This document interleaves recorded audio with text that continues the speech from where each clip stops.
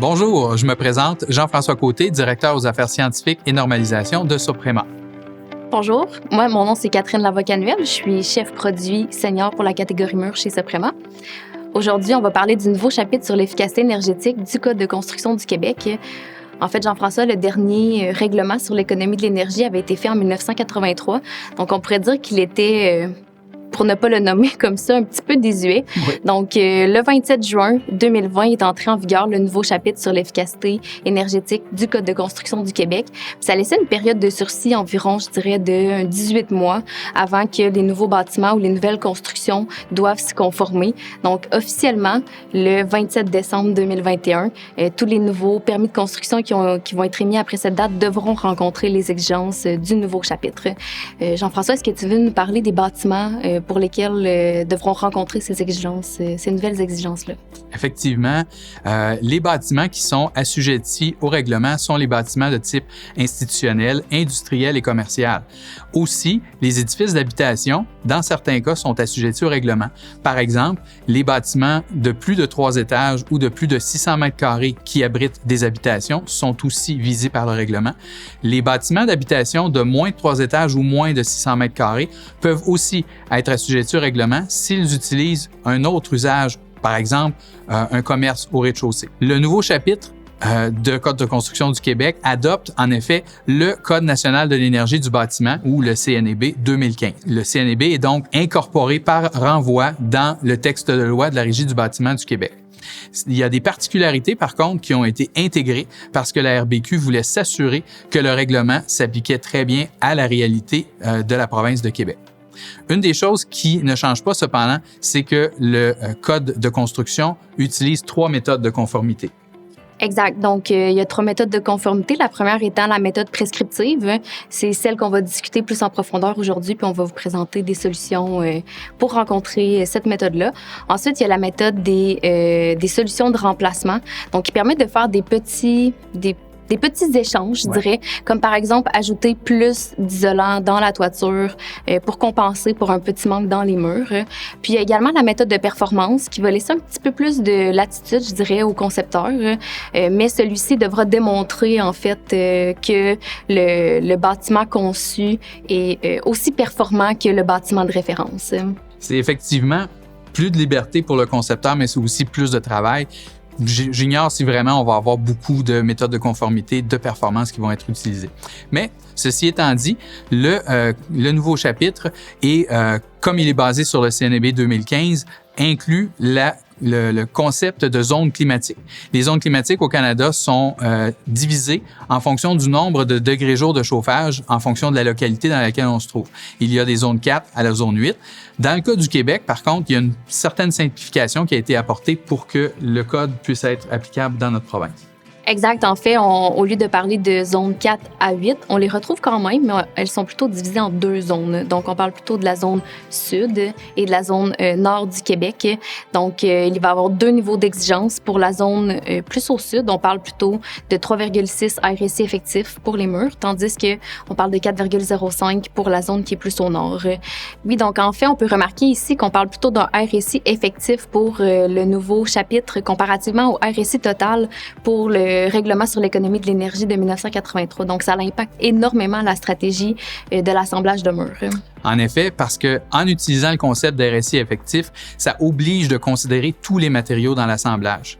Autant les isolants qui contribuent positivement que les ponts thermiques qui contribuent négativement. Il faut prendre en compte les ponts thermiques et atteindre un RSI effectif pour le mur au complet. Oui, donc allons voir un exemple. Tout à fait.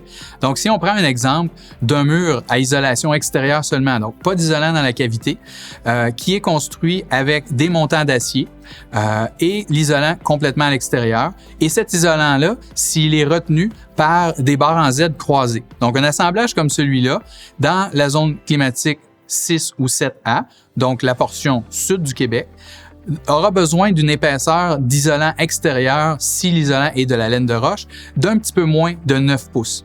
Donc, ça commence à faire un mur relativement épais et c'est peut-être ce qui a fait peur à bien des gens quand on s'est rendu compte qu'on devait atteindre 3,6 de RSI effectif pour cette zone-là. Donc, ça fait quand même beaucoup d'isolant, mais imaginez Pour le reste du Canada, les régions qui sont sous la juridiction du Code national de l'énergie 2017, on parle dans ce cas-là d'épaisseur d'isolant qui pouvait aller jusqu'à 12 pouces d'épaisseur pour le même assemblage de murs. Alors, c'est pas pour demain, mais peut-être après-demain, dans peu de temps, il y aura une augmentation des exigences, même au Québec, et on peut s'attendre à ce qu'on se rende jusqu'à ces valeurs aussi élevées. Par contre, on parle d'épaisseur d'isolant très importante. Catherine, je pense que tu as des explications qui expliquent pourquoi on a besoin d'autant d'isolant dans un assemblage comme celui-là. Exactement. Ici, on peut voir qu'il y a principalement deux choses. En fait, de un, on utilise la laine de roche qui est peut-être un petit peu moins performante que d'autres isolants sur le marché. Donc, de point numéro 1. Et ensuite, on a un système d'attachement du revêtement extérieur en barre en Z croisée qui est pas un système, je dirais, des plus performants sur le marché. Il y a des systèmes d'attachement de revêtement extérieur qui sont beaucoup plus performants, qui vont limiter l'effet des ponts thermiques, puis qui vont permettre d'avoir des murs plus minces ou avec une épaisseur, je dirais, plus acceptable que 9, 10, 11 ou 12 pouces même pour un assemblage de murs. Donc, bien évidemment, on doit s'adapter. C'est pourquoi on a introduit les attaches thermiques ACS dans la gamme Suprema Mur à la fin de l'année 2021. Donc, les attaches ACS sont des attaches qui sont super performantes. C'est des attaches pour revêtement extérieur en panneau. Puis, il y a deux types d'attaches. Donc, la première étant les attaches ACS-S pour solide et on a aussi les attaches ACS-A pour ajustable. En fait, les attaches solides sont juste une pièce de métal, puis la ajustable est deux pièces de métal qu'on peut mettre ensemble, ajustées selon les besoins du projet. Donc, tout ça est inclus également dans le guide Mieux construire. Le guide Mieux construire est notre outil interne, je dirais, ou notre méthode ou notre manière de démontrer plus d'informations, de donner plus de support au marché par rapport aux performances des murs extérieurs. Donc, on s'est associé ou on a fait affaire avec des firmes pour faire des tests thermiques, hygrothermiques, également des tests par rapport au feu. Puis, on a rassemblé toutes ces informations-là pour présenter les résultats dans le guide Mieux construire. Donc, Jean-François, je vais te laisser nous présenter un petit peu qu'est-ce qui va être inclus dans le guide Mieux construire.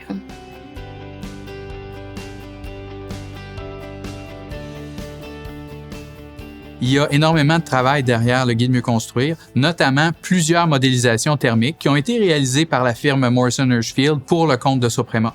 Morrison Hershfield sont une firme réputée pour les calculs énergétiques et la modélisation thermique. Alors, c'était une façon pour nous de s'assurer d'obtenir une crédibilité sur les résultats qui sont présentés dans le guide Mieux construire. Un des avantages aussi, c'est d'utiliser les résultats qui ont été obtenus par la modélisation et de les intégrer dans le BETB Guide, le Building Envelope Thermal Bridging Guide, ainsi que le site web thermalenvelope.ca. Si vous visitez ce site-là, vous allez pouvoir constater l'étendue des assemblages qui ont été modélisés pour le compte de Suprema.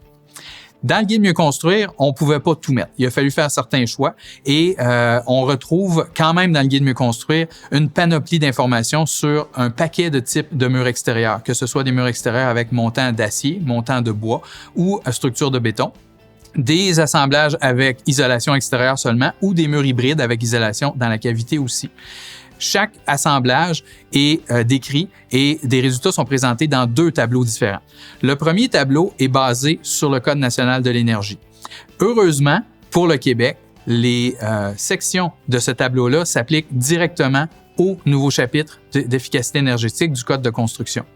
Les lignes qui représentent la zone climatique 5 et 6, ces deux lignes-là sont exactement en relation avec les exigences du sud du Québec et du nord du Québec. Donc, le fameux 3,6 et 4,05 se retrouvent dans le tableau du guide Mieux construire. Donc, on peut utiliser ces tableaux-là pour déterminer l'épaisseur minimale d'isolation qui est requise pour atteindre les requis dans les deux zones du nouveau chapitre du Québec. Une information que l'on trouve dans la partie droite du tableau, c'est la quantité sous forme d'épaisseur, d'isolant qui est requise en fonction du type d'isolant. Donc, un exemple comme on a parlé tout à l'heure d'un mur à isolation extérieure seulement, utilisant des montants d'acier, mais dans ce cas-là, utilisant les attaches ACS. un assemblage comme celui-là, si l'isolant utilisé, c'est de la laine de roche, on vient de diviser par 2 l'épaisseur d'isolant nécessaire pour atteindre l'exigence. Au lieu de parler de près de 9 pouces, on est à 4 pouces et demi. C'est un énorme gain, seulement en ayant changé la méthode d'attache du revêtement. Et si en plus, on change le type d'isolant en utilisant un isolant plus performant, on rétrécit d'autant plus l'épaisseur requise pour atteindre l'exigence, jusqu'à atteindre, par exemple, 3 pouces de Sopra-Iso V-Alu pour respecter l'exigence pour un mur de cette catégorie-là.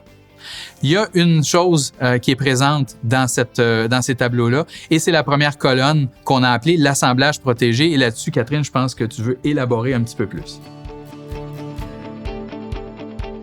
Oui, en fait, l'assemblage protégé, j'aime l'appeler l'amalgame du meilleur des 2 mondes. En fait, on sait que la mousse Sopra-Iso V, c'est une mousse de fond de plastique, donc on a des limites au niveau de la combustibilité. Puis, en fait, on profite de sa valeur thermique excellente pour la jumeler avec une protection au feu qui est la laine de roche. Donc, on vient ajouter 2 pouces de laine de roche par-dessus le Iso V, où on l'appelle soit l'encapsulé, où on vient protéger notre Sopra-Iso V par la laine de roche. En fait, on peut retrouver aussi l'assemblage protégé dans les tableaux mieux construire. En fait, qu'est-ce qu'on retrouve dans le tableau mieux construire? C'est vraiment l'épaisseur de Sopra-Iso V. Donc, par exemple, dans cet exemple-là ici, on voit l'épaisseur de Sopra-Iso V, sachant qu'on va rajouter 2 pouces de laine de roche par-dessus pour compléter l'assemblage protégé. En fait, Jean-François, certains vont peut-être se demander, l'assemblage protégé, c'est bien par rapport au test de feu CANULC 134, mais qu'est-ce que ça l'apporte, en fait, de ce côté-là? Bien, en fait, l'utilisation des isolants de mousse plastique, elle est permise par le Code de construction, mais dans certaines circonstances et dans certaines conditions. C'est pas tous les bâtiments qui vont pouvoir utiliser ces isolants-là, mais lorsque c'est possible, généralement, on doit démontrer une conformité à un essai de combustibilité. Et le test CANULC S134 est l'une de ces options qui est la clé pour permettre l'utilisation d'une mousse plastique dans un assemblage de murs extérieurs. Le test est réalisé sur un assemblage de 3 étages et au premier étage, il y a une fenêtre qui est installée et il y a un brûleur à l'intérieur de cette fenêtre-là qui est allumé. Ce qu'on fait, c'est qu'on simule un incendie qui s'est déclaré au premier niveau et que le feu sort par la fenêtre et monte sur la surface extérieure du mur. Et il y a des limites à ne pas dépasser au niveau de la progression du feu ou de la chaleur dans cet assemblage-là. Et l'assemblage protégé a réussi et aussi échoué certains tests. Donc, certains tests ont été réussis avec des assemblages utilisant des revêtements extérieurs particuliers et on est en mesure d'aider les concepteurs à choisir le meilleur assemblage protégé pour le type de bâtiment sur lequel ils travaillent. Et si on revient au tableau du guide Mieux construire, on y retrouve des informations sur les assemblages qui utilisent des ancrages à maçonnerie, par exemple lorsqu'on veut utiliser un parement de briques, ou des informations sur des assemblages de murs hybrides qui utilisent de l'isolant à l'extérieur ainsi que dans la cavité. Et on sait que dans des assemblages comme ceux-là, il faut faire très attention à la gestion de l'humidité. Donc, il faut prévoir l'utilisation d'un matériau adéquat au niveau du plan de contrôle de la vapeur du côté intérieur. Ça peut vouloir dire, par exemple, d'utiliser une membrane hygrovariable pour éviter d'entraper l'humidité à l'intérieur de cet assemblage de murs-là qui pourrait causer de la condensation. Oui, donc on peut voir, Jean-François, que c'est pas si compliqué, en fait, de rencontrer les exigences du nouveau chapitre avec les solutions Mieux construire. Tout à fait. Et d'autant plus que vous avez à votre disposition toute l'équipe de Soprema ainsi que les outils qui sont disponibles en ligne. Vous pouvez contacter un représentant pour obtenir une information directe et sachez que si eux n'ont pas la réponse, nous sommes là derrière pour pouvoir aider à ce que l'information se rende le plus rapidement de votre côté. Alors là-dessus, bon projet!